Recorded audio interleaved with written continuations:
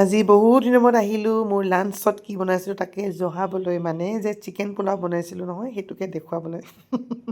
chicken pulao বনালোঁ লগত বুট দালি কিন্তু বুট দালিখন নেদেখাওঁ চিকেন পোলাওটো মই দেখাম কেনেকৈ বনাইছিলোঁ ঝটপটকৈ কুকাৰত একেলগতে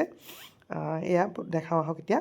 প্ৰথমতে কুকাৰত মই ৰিফাইন আৰু ঘি অলপ সৰহকৈ লৈছোঁ দি গৰম কৰিলোঁ গৰম কৰি দুটা কেঁচা পিঁয়াজ কাটি লৈছিলোঁ সেয়া ভাজিছোঁ লগত দুটা কেঁচা জলকীয়া ফালি দিছোঁ আৰু অকণমান সময় ভাজি লৈ মই তাৰপাছতে দিছোঁ ইলাচি লং ডালচেনি যিখিনি আমাৰ বেছিক গৰম মছলা সেয়া লগত তেজপাত এখিলা আৰু দুটামান গোটা জিৰা তাৰ পৰা দিছোঁ মই আদা নহৰু পেষ্ট আৰু আদা নহৰু পেষ্টখিনি দিওঁ গোটেইখিনি বস্তু মই ধুনীয়াকৈ ভাজিছোঁ যাতে কেঁচা গোন্ধটো যায় আৰু এইখিনি হোৱাৰ পাছত মই দিছোঁ নেমু মানে ৰসেৰে ধুনীয়াকৈ ধুই লৈছোঁ চিকেন সেই চিকেনখিনি দিছোঁ আৰু দি চিকেনখিনি অলপমান সময় মই এনেকৈ ভাজিছোঁ আৰু অকণমান ভাজাৰ পিছতে মই দিছোঁ আমাৰ জিৰা গুড়ি ধনিয়া গুড়ি আৰু কাশ্মীৰী জলকীয়া গুড়ি আৰু একেলগতে জোখমতে দি মই নিমখ আৰু হালধি মই দি দিলোঁ আৰু এতিয়া গোটেইখিনি বস্তু ধুনীয়াকৈ এবাৰ ভাজিম আৰু তাৰ পাছত মই দিছোঁ এটা বিলাহী আৰু বিলাহী কাটি দি বিলাহী অকণমান নগলালৈকে অলপ ভাজিছোঁ তাৰ পাছতে মই দিছোঁ 2 চামুচ দহি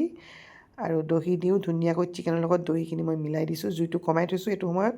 আৰু তাৰ পাছতে মই বাচমতি চাউল ধুই মেলি পানী নিগৰাই লৈছিলোঁ সেই বাচমতি চাউল দিছোঁ আৰু প্ৰতিটো বস্তু মোৰ 1 কেজিতকৈ কমটি আছে চিকেনো আৰু মানে চাউলো প্ৰায় সমান পৰিমাণত মই লৈছিলোঁ আৰু তাৰ পাছতে মই বাকলি গুচোৱা মটৰ গাজৰ বিন